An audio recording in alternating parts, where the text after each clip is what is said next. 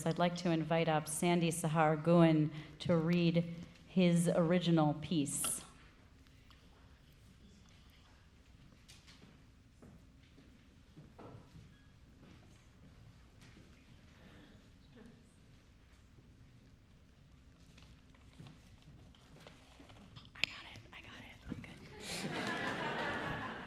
Not the first time I've had to do that.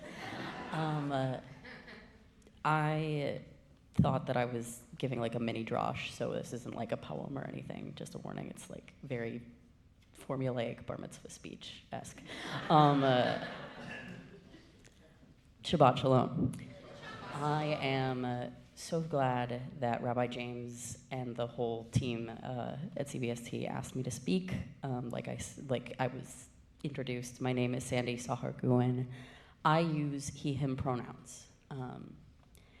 It is a scary time to be a gay trans Jew, and I thank God for it every day.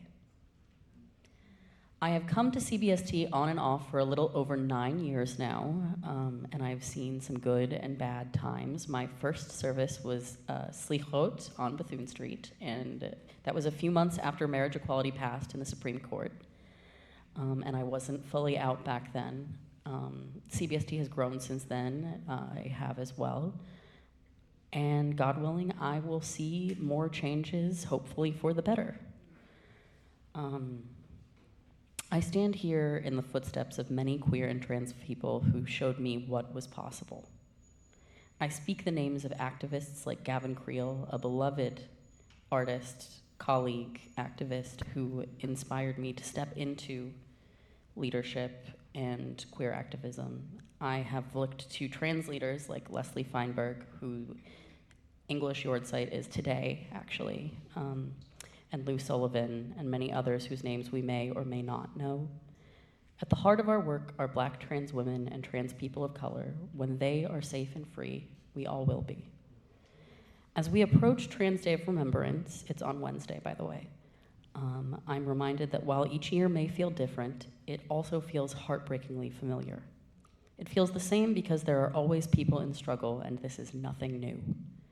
But times are especially tough. I knew a trans person who died in the last month, a trans man from Fire Island named Franco Cannizzaro, and after this election, I fear that that may be the case for many Trans Days of Remembrance to come, then I will know someone personally.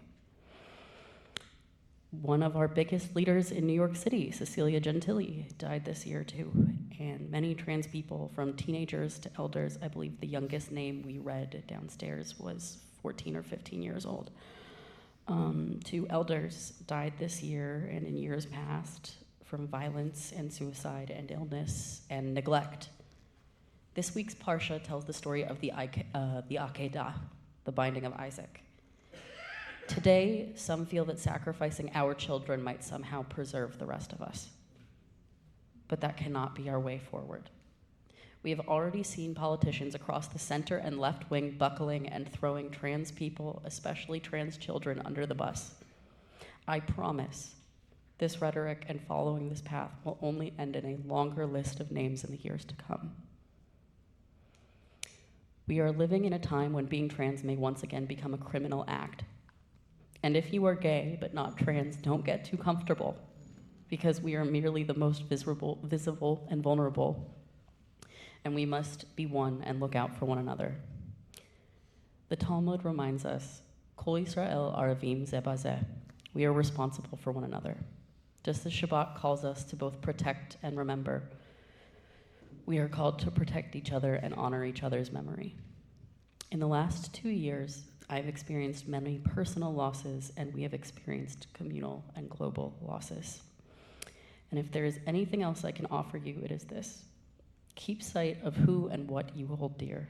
Every life is a world worth saving, and every name that we read today belonged to a person who had a whole life.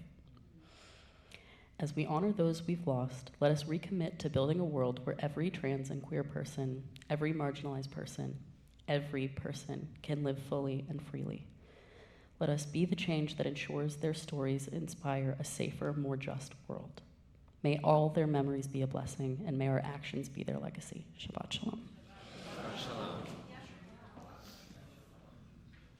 I'd like to invite up Logan Grace Finkel, whose poem is on page 5 in the program, and whose words will lead us into this moment so beautifully and so perfectly. Thank you so much, Logan.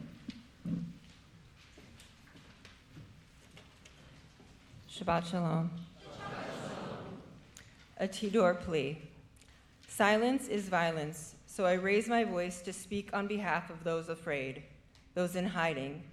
Shape my words so carefully, speaking for those who are no longer able, their precious lives taken by acts of violence and brutality, be it by weapons or physical strength or horrific acts beyond one's most grotesque imagination.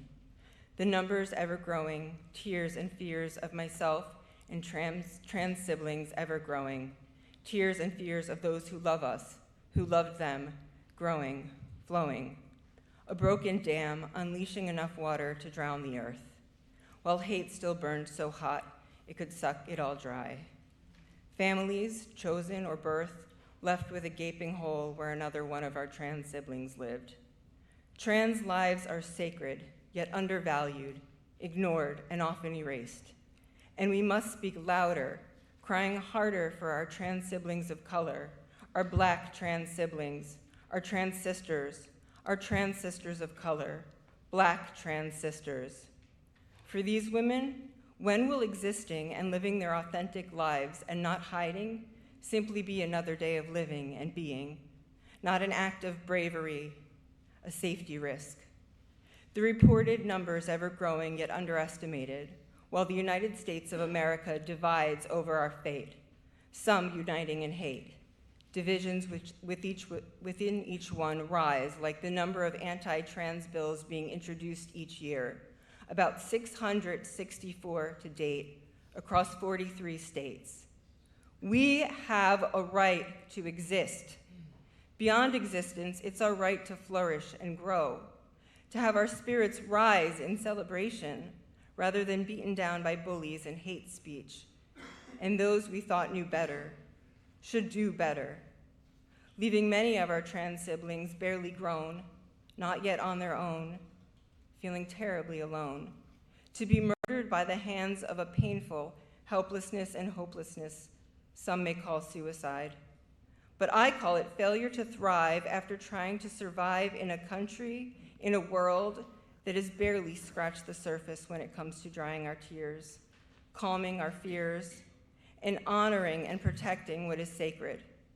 Our sacred trans bodies, our sacred trans minds, our sacred trans spirits. Remember, silence is violence. So I raise my voice to speak on behalf of those afraid, those in hiding, those yet to come out, and those yet to be born. But will you, each and every one of you, regardless of your gender, my human siblings, will you raise your voices with me, take action, speak out against the violence and injustices, so that one day the number of trans lives saved, honored, included, employed, nourished, loved, and celebrated far outnumbers those trans lives we mourn today and in years prior.